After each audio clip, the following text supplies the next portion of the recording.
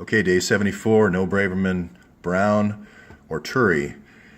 In previous episodes, I've talked about how Haiti for Braverman is just kind of the last step in a series, really a 20-year plan to go around the world and get the gold and the other oil assets as well as arms, and then also do the same thing for the United States. So yesterday I posed the question of, it's basically enemies of the Clinton Foundation. There's a project going, enemies of the Clinton Foundation.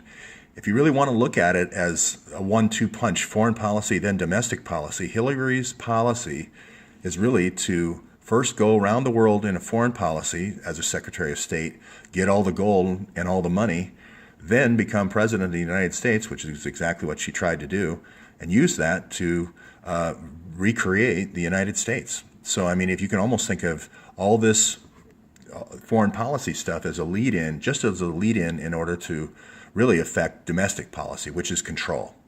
So, again, I ask the question, does Braverman know that starting this funnel in Haiti is really the funnel for world conquest and then finally U.S. conquest? That's the question. So it all is going to start 20 years ago, actually, with the whole counterterrorism rise around the world. Counterterrorism is going to help you with your foreign policy as well as your domestic policy. The foreign policy is going to be the CIA through the Department of Defense. The domestic policy is going to be the FBI. So you have two programs running simultaneously. So you're going to have Comey on the U.S. side. You're going to have Petraeus on the CIA side. Way back then. So all these topples and so forth is going to be him. That's why he's writing these plans, like the Middle East Project, way back in 2003. He actually, I think he wrote these in Princeton 20 years ago, to be honest with you, and he's just kind of, updated the plan every year. But going all the way back to Oliver North and Rex 84, which is the military plan to take over the U.S. He's taken that and added this counterinsurgency. So it's adding gangs, adding advanced weaponry, adding advanced intelligence, capabilities with satellite and so forth, adding, in some cases, chemical weapons. You can use a very small force. The idea is using a small force that doesn't destroy too much of the existing infrastructure, and then you can take it all over and get control. So that's the whole idea of having a political group. You have a political group for 90% of the population, and then you have a military group for the other 10%, the gladios. Okay, so see how it all fits together? This is going to be a political guy, then you're going to have your gladio folks that you're not going to know about. They're going to be the Valerie Plames of the world and the Joe Wilsons recruiting those people. Then you're going to have the money guy who steps in to he's kind of a project manager. He's going to step in when it's time to do the topples, okay? So plans, project manager, and then you got to have your gangs. So you need to be working on your gangs sometimes 20 years out, and you're looking for placing people in political positions, and then when you get the right political weight, balance of power or critical mass, then you launch these things, okay? So, as I said before, the number the press reported, 1.2 billion, was wrong. You'll see in the notes here, if you go to my slides, it's 9.2 billion that Sid identifies. You're also going to find that number is way low. It's going to be more around 100 billion. Gaddafi has a lot of people whispering in his ear saying, hey, create a gold standard, a gold reserve-backed currency for Africa. You're going to find he's going to have this kind of gold stashed all over Africa, as well as diamonds, as well as Syria.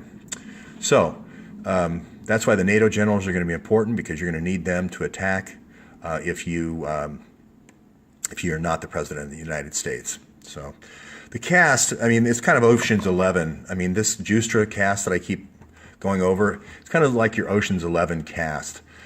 Each one of them is going to do a different thing. Jeff's the wingman. He's going to fly the plane. Epstein's going to be the wingman. He's going to fly the plane. Valerie Plame's going to be the beautiful secret agent that seduces all these NATO generals. Joe Wilson's going to be this, bon vivant diplomat that's going to talk everyone into, building political coalitions to split countries and so forth. So this is kind of your Ocean's 11.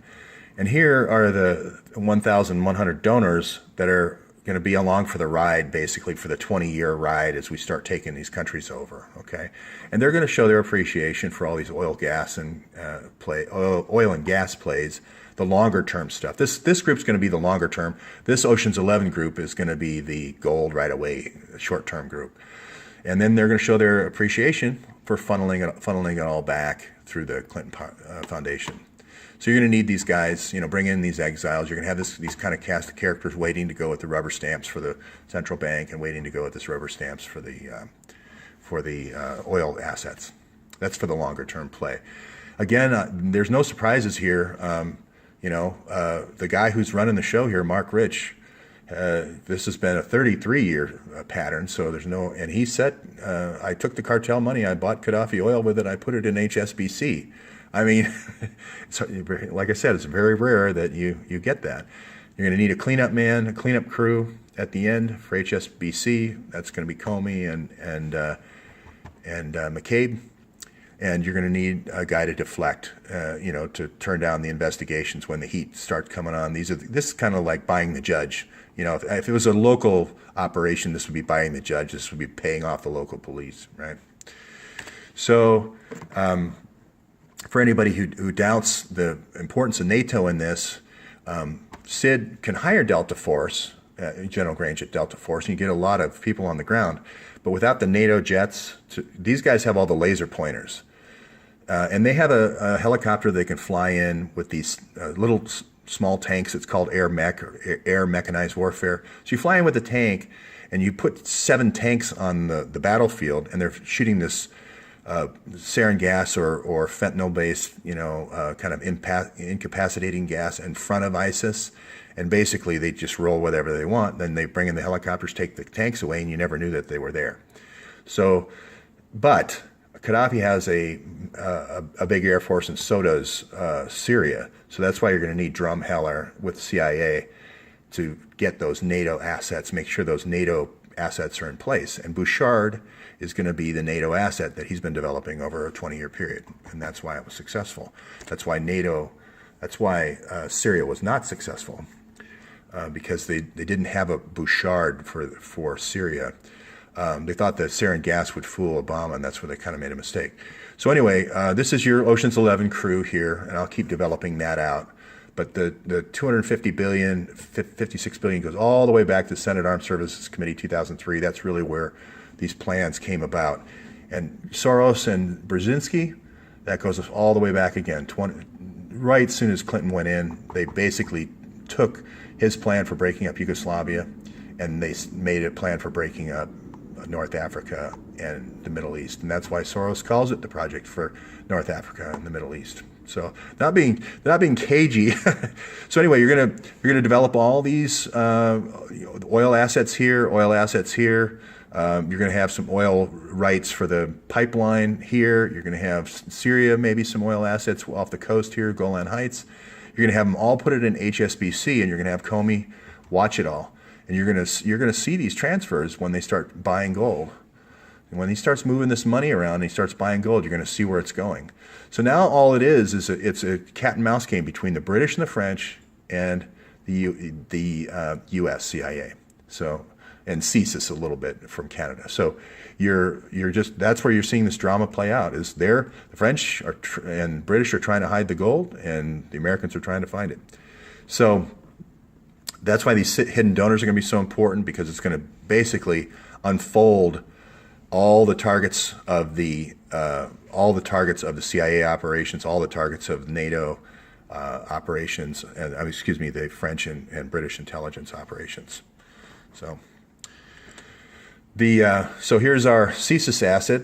CSIS is the CIA of Canada, but the reason why he's brought in to do this bombing campaign is because he's French speaking, and the French are like feeling like, why isn't a Frenchman or an Italian or a German running this NATO campaign? Well, they couldn't leave that to chance for this gold operation, so they put in Bouchard, and I'm going to say right now it goes all the way back to 1995 with her work with these operatives in France, Mons, France. So all the drama is going to be happening here, right around Mons, Belgium. I Again, this is original reporting.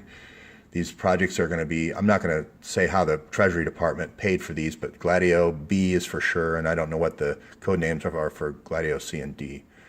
But you're going to see that this is where the 6.5 million trillion is missing. You're going to see that these are all brownstone operations. And the F-35 is just kind of a reason to get these guys together more than anything to run the brownstones. So here's Drumheller, head of the CIA for the last 20 years, all over Africa and so forth.